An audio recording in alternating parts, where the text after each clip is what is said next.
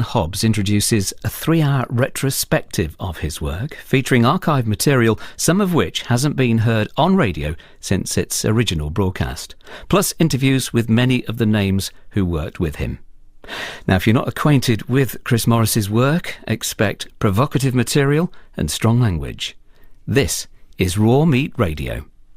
Arise, Sir News. News. Oh, God. Mop, mop.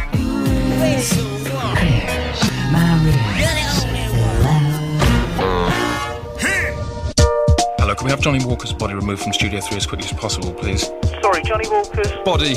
He could come in here now and say, I am going to ask you to punch yourself unconscious. And you will. Oh my God! You might temporarily think it was your idea to punch yourself in the face, and then mid-punching yourself in the face, you might think, wait a minute, I think this is what he wants me to do. Why do you throw a tortoise across the room? You told me to, Chris. I didn't tell you. Obviously, I was joking. What he inspired in a lot of people who went on to do comedy was this sense of don't settle for the traditional. What are your feelings about the ephemeral dog? I think it's pretty disgusting. If the animal is going to attack, it increases in size about 5 or 6 times. He's got all the gravitas and the surrealism of Peter Cook, but with this kind of self-belief that made people in World War I run in front of machine guns shouting, I love you, Captain Armstrong. I have to ask you, why didn't you sack him? Well, because he's one of the greatest talents working in British broadcasting. You're listening to Raw Meat Radio, a Chris Morris retrospective. My name is Mary-Anne Hobbs. Tonight, 3 hours of highlights from some of the most ingenious radio shows ever made. Why Bother? On the Hour, Blue Jam, and rare archive from his earliest days that's never resurfaced on air until now. We'll also hear stories from people who've worked closely with Chris Morris, one of the most reclusive and defiant broadcasters of a generation, including Armando Iannucci, Peter Bainham, David Quantick, Paul Garner, and the man who suspended him from Radio 1, Matthew Bannister. So what makes Chris Morris so unique? Who better to ask than his longtime collaborator, Armando Iannucci? What always struck me about Chris is, yes, he's very good at doing the imitation, the impression, the spoof, the parody. But on top of that, and what's more interesting, is his approach to comedy, which says, actually, this joke or this style of saying a joke or this making of something funny has to be unlike anything made before. And I love that experimenting with where the funny is. The fact that you can drag an item out very slowly for 5 or 6 minutes and it becomes kind of hypnotic, and yet there's something about going through that pain barrier that then becomes funny. Armando Iannucci began his career at Radio Scotland, and it wasn't until he moved down south that he had the idea to make On the Hour. On my radio training course, I was asked to, which you all go on, I was lumped in with a group of people and taught how to make serious news programmes. And I thought, well, I don't want to do that. I want to make I might as well make something funny. So I used these reporters and news presenters and news producers on the course to help me make a spoof news programme. And on the basis of that, actually, Radio 4 said, hey, would you like to do a pilot? This sounds quite funny. Should we do a pilot? And so knowing that and hearing Chris, I thought I've got to get in touch with this guy because he sounds absolutely the right person, since he's doing exactly that. And I met him in the foyer, the lobby of Radio 1. And we didn't quite know where to go. And he said he couldn't really park his car. So we got in his car, and it was a real battered old... It was an old Mercedes. I'm not terribly good with cars, but it was an old, kind of crappy... It looked like it was from the 70s.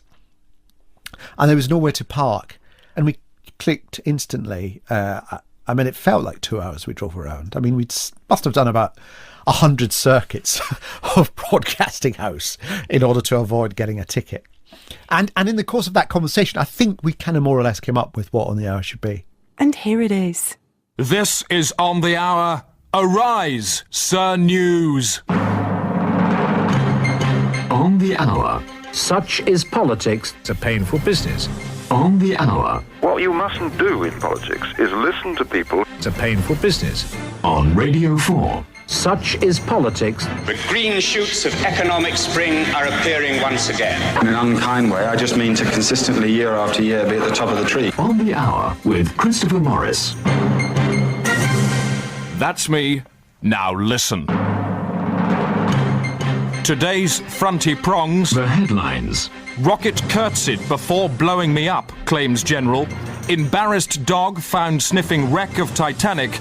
And man with glass face, too disgusting for trial, rules judge. On the Hour. Plus, with the daily increase in concern for the environment now official, we gauge public reaction to the proposed reductions in the size of cars. How many feet should a car be then?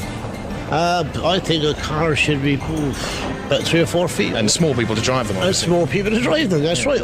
You wouldn't mind taking a size reduction yourself to help, would you? Absolutely, no. Might be much better for everyone. Even if it did mean that you ended up speaking in quite a high voice. I wouldn't mind that at all. But first, the news. It's been confirmed that Ireland has burst. The cockatoo-shaped landmass blew open along the southwest coast, squirting millions of tons of noxious fluid into the Atlantic Ocean. The troubleshooter Red Adair, who was dropped into the area to tie up the ends, has not been seen for over 6 hours, and experts say the colossal pressure of the flow may well have prevented him from knotting 2 peninsulas effectively. It's understood that American naval forces are standing by to tow the stricken isle out to sea, where it will be bombed and sunk as quickly as possible. On the Hour. Well, to examine the effect of this crisis, I'm joined now by Foreign Secretary Douglas Hurd in Brussels. Good morning. Morning to you. In Oslo, the Norwegian Prime Minister Gro Harlem Brundtland. Good morning to you. Good morning. And John Prescott is in our Birmingham studio. Good morning, John. Good morning. Good morning. And on a special line set up to Westminster, Cardinal Basil Hume. Good morning. Foreign Secretary Douglas Hurd is joining us from Leeds. Good morning. I'm depressed. And our telephone correspondent Nick Ross is in Norwich. Good morning, Nick. Good morning. Now, Paddy Ashdown in the studio with me at the moment. You know Nick, don't you? Well, good afternoon, Nick, and nice to be with you again. That's nice. And on the line from her home in Sussex, Barbara Castle. Good morning to you, Barbara. Morning, Ian. Gentlemen, thank you. On the Hour. Towards a new Eden. Now, there's no shortage of doubt that the world environment is in a shocking state. On the Hour has put together a nature awareness campaign called Know Your Globe. Here's Rosie May. Green Desk. Green News Update from me, Rosie May. How does it feel to be an eel? If you'd like to know, come to Ken Zetti's Eel Workshop in the River Axe, Somerset. Here you can go underwater and slither around in the silt to get a fair idea of how it might feel to be an eel. Green Desk. And as part of On the Hour's Nature Awareness campaign, we present the first in a series of factual enviropods.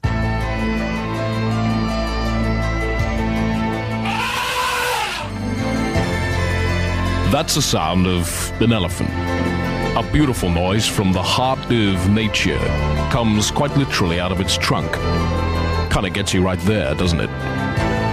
But the seemingly peaceful world of this noble and benign creature is filled not only with threat, but a major death danger. You see, the elephant may be a tough cookie, but he is capable of being hurt. That's the sound of an elephant. And this is the sound of a gun. Put the two together, and Jumbo's a no-no. Sad thing is that the power behind the bullet is no more or less than man's greed. Because every day, thousands of elephants are quite literally put to death to be made into tarpaulins for lorries. We heard only last week the tragic tale of a lady elephant, let's call her Jackie, who'd been with a young bull called Brian for a couple of years when, literally, out of nowhere, came Duncan. Duncan was big, he was handsome. To say they hit it off immediately would be an understatement. Now, jealousy's a ruthless duchess, and it wasn't long before Brian had gone out of his mind and tipped off the local poachers. I guess he didn't know what he was doing, because in the resulting shower of death, Jackie, Duncan, and Brian bought big with bullets and fell over to die utterly on the ground. Clearly, nothing can compensate the world for this tragic loss. 3 deaths which, let's be quite blunt about it, you have brought about. You've done this simply by using something which was once transported somewhere in a lorry. That is the sound of an elephant. Record it. Play it to a lorry driver and say, "Thanks to you, mate, this is on the way out." And then watch with pride as he gets down and vows never again to hollow the guts out of an elephant and stick it on his lorry. On the Hour. Never balks at issues from which other news programmes might well shrink. I'm Alan Partridge. This is Sports Desk. Soccer news. Troubled Leeds United have sold Gordon Strachan for £2 million to retired schoolteacher Mr Philip Griffiths of Solihull in the West Midlands. Gordon will be expected to make beds, do gardening and spend any spare hours reading to his new owner by the light of a single candle. Mr Griffiths has no plans to allow Gordon to display the soccer skills that have made him famous. News update. A miracle has taken place in Birmingham. It seems the statue of a local saint has been vomiting real blood for over a year. Our reporter to Ventley Pastime has been to see just what's going on up there. Victoria Square, Birmingham, and scene of unusual religious fervour. For exactly 1 year now, the ancient statue of local 17th century Saint Alderman Skinner, the bear word of bailiwick, has been vomiting real blood. And the man who has to contend with Birmingham's international status as a shrine is City Mayor Malcolm Norman. It's certainly revitalised a lot of local light industrial work. I don't know if you've heard about our blood bath, bubble bath. This is a locally made product. It's a plastic bottle, a replica of the statue, and the nozzle is the mouth, and red foaming gel comes out. You put it in the bath, very nice. Is it made from the blood of the statue? No, not actual blood, obviously. That would be unpleasant and possibly insanitary. Legend has it that in 1643, Alderman Skinner once spat a pasty into the mouth of a dying old man who had no gums. Though the story doesn't make clear whether this act of kindness saved the gumless innocent, thousands have been inspired by the legend of the spouting mouth and now flock daily to Birmingham to gaze on the miraculous flow. Among them are seasoned travellers Aileen and Eileen Donnellan. We've seen 14 visions. We've been for 14 different countries and seen 14 different visions. And 12 of Madonna. What were the other 2 of? Well, there was the one in Knock, wasn't there? That's right. There was the Hovering Donkey. Hovering Donkey of Knock. And the Weaving Daughter of Dante. That's right, the Weaving Daughter of Dante. That was in Perpignan, and that took us 28 days by foot with a suitcase full of stones. For some, like local minister David Marston, these bizarre events hint at a contemporary truth. People have been coming to church and saying to me, Father, well, they've been saying Dave, because I don't like the term father. They've been saying, Dave, what's all this about the statue, and what's all this about the blood? And I've not seen it myself, and I don't know whether it has or it hasn't happened. But I'm saying, if it is spewing blood, well, bloody good. And, if people can draw from this experience and say, bloody hell, God loves me as well, that's great.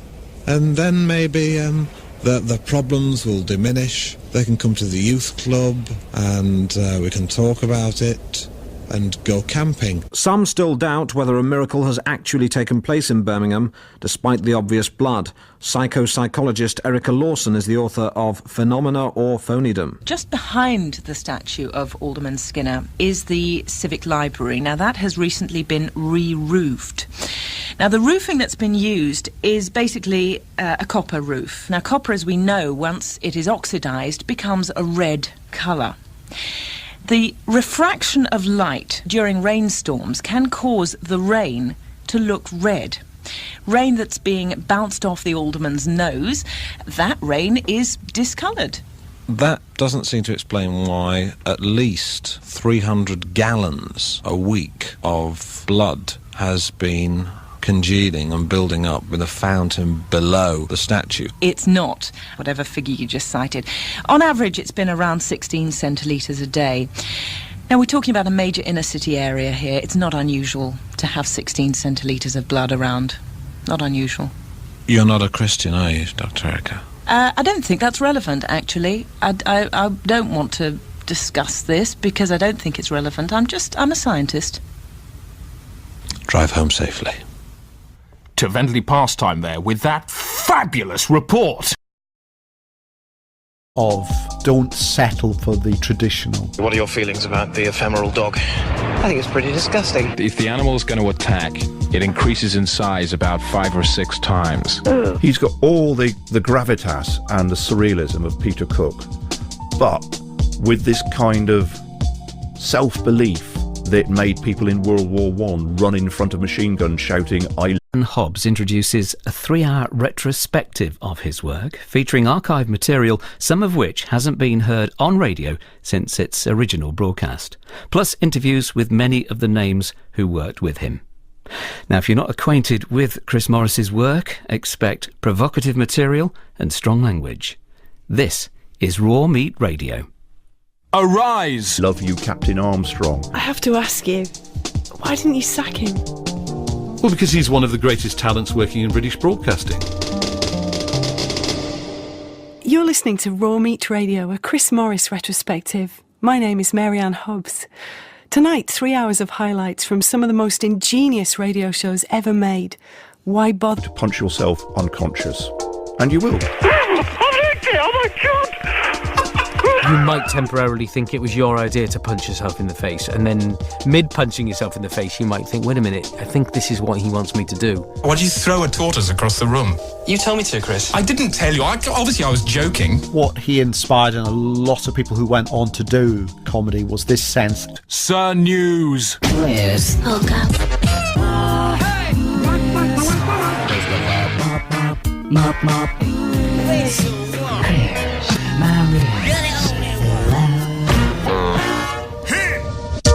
Hello, can we have Johnny Walker's body removed from Studio 3 as quickly as possible, please?